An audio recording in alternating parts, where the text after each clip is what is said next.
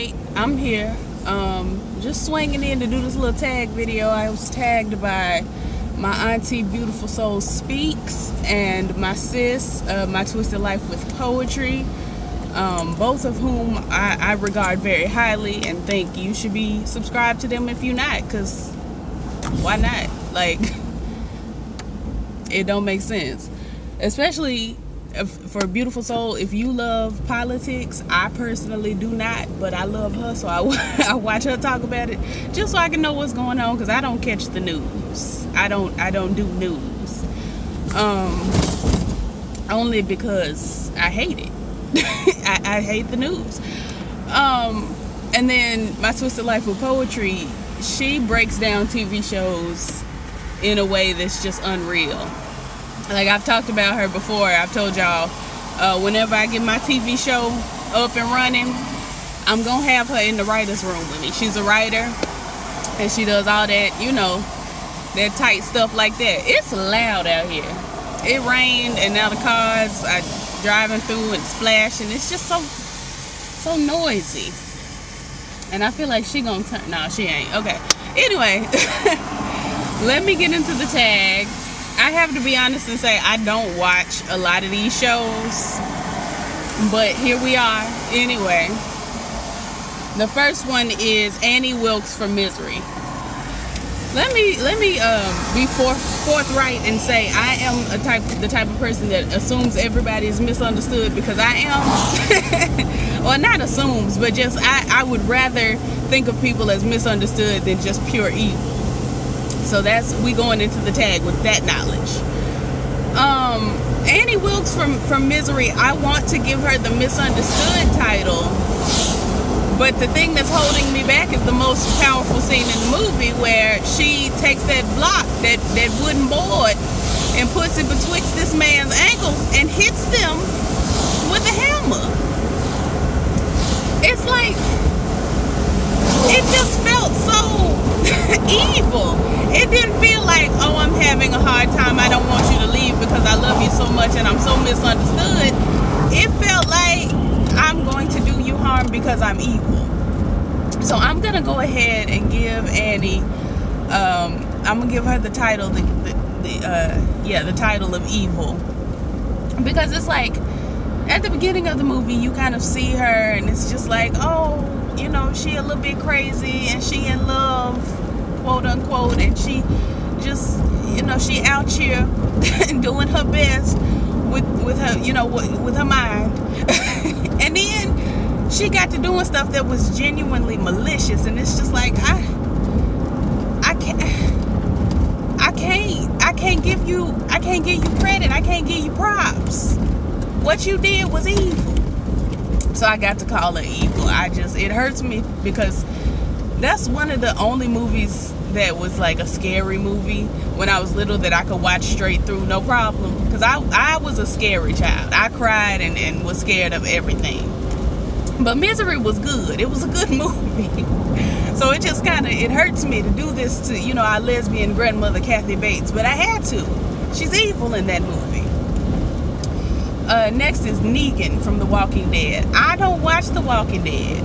I've never seen an episode of The Walking Dead in my life, but when I used to work at a bookstore, I picked up the comic book a couple times, and I do watch a lot of reviews. Well, not a lot. I watch Mike B's review. I feel like Much Love from KY used to do a review on that I used to watch. Anyway, the point is, I've heard folks talk about Negan in a way that leads me to believe that he's evil, but I ain't never seen the show, so I can't tell you from experience. I can't say I saw him do this and this is making me call him evil. No, I'm just calling him evil because everybody that I talk to think he's evil, or has painted him in a way that my mind pictures him as evil. Aunt Lydia from The Handmaid's Tale, another one I don't watch. I've never seen The Handmaid's Tale. I haven't read the book, because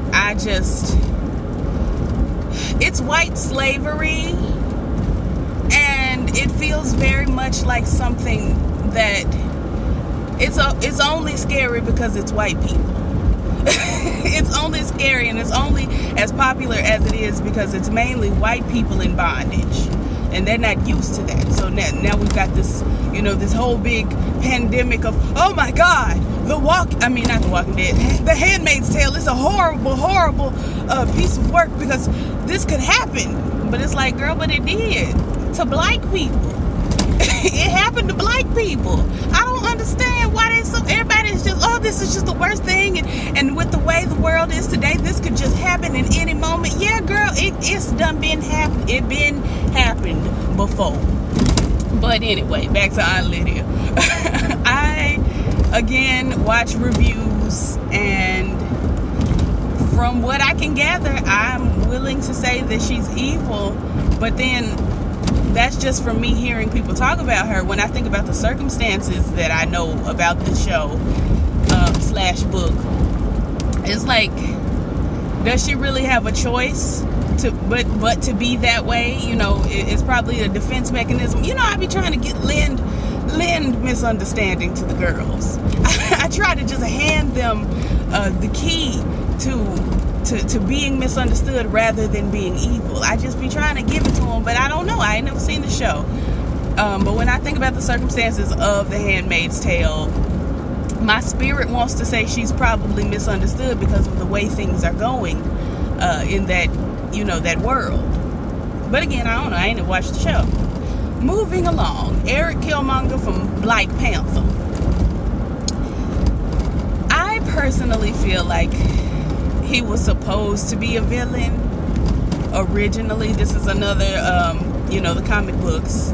I've picked up the comic books a couple times. I feel very similar about Mariah Stokes Dillon from Luke Cage. I've read the comic books, and it's just like, I don't know for sure. Because, I was going to say she because I was about to talk about Mariah. He has done things that I'm willing to call evil. Busting up in there, killing folks. He done killed his girlfriend. All of that carrying on he did just to get to his cousin them to claim the throne, when, if we're being honest, hierarchy would have still gone to T'Challa, because obviously T'Challa's father was older than Killmonger's father, and in royal hierarchy it goes by age. So it didn't make sense for Killmonger to be just busting up in here talking about his birthright and, hey, he's supposed to be king and I'm your king now. It's not in the order. It's not in the order. So it just didn't make sense to me. But he wanted to feel important. He's probably somebody that I would deem both. He was evil and misunderstood and misinformed. I feel like he was more misinformed than anything else, because it's like I said, he bust up in there thinking he was finna get this one specific thing that was not really betrothed to him. This ain't yours. You just snatching stuff that ain't yours. It don't make sense. But he was misinformed because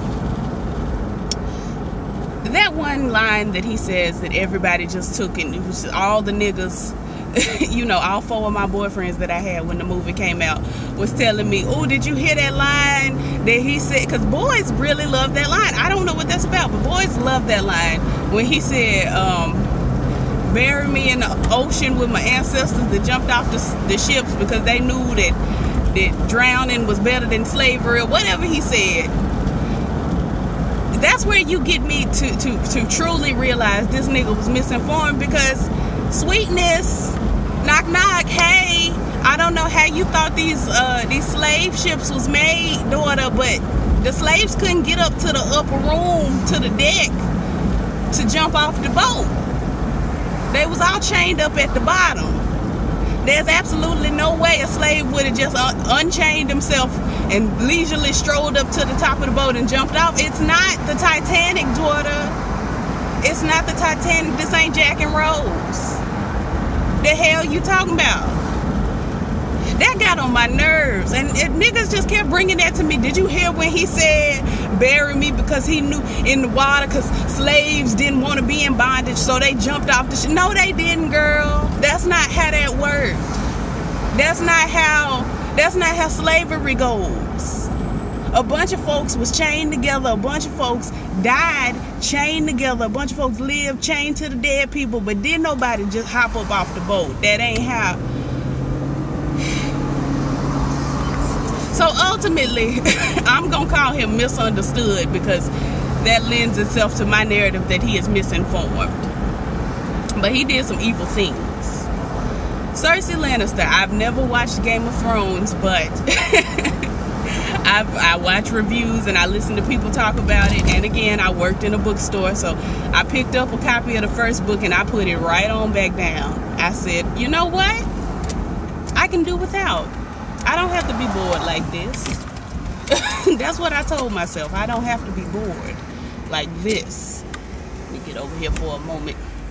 I'm over here at the Taco Bell drive-thru. Now it's dark, Lord. Anyway, let me see if I... No, the light didn't help none. Well, y'all just gonna have to experience me as I am. Dark brown. Cersei. I don't know much about Cersei aside from the Lannisters love to sleep. Oh, a rainbow. God put a rainbow in the sky. God put a rainbow in the sky. When it looks like the sun will not shine anymore. God put a rainbow in the sky. Anyway, the only thing I know about the Lannisters is that they like to sleep together, and that's a little evil to me. That's evil. When you look at your brother, your sister, your cousin, them, and you say, ooh, I would like to have sex with them. That feels evil. That's not of God. God didn't do that. He didn't create that. Even though, biblically speaking, he might have did, because Adam and Eve had 3 sons where they get wives from, lest they had some daughters, or lest there were other people on the earth. Anyway, Dexter Morgan from Dexter.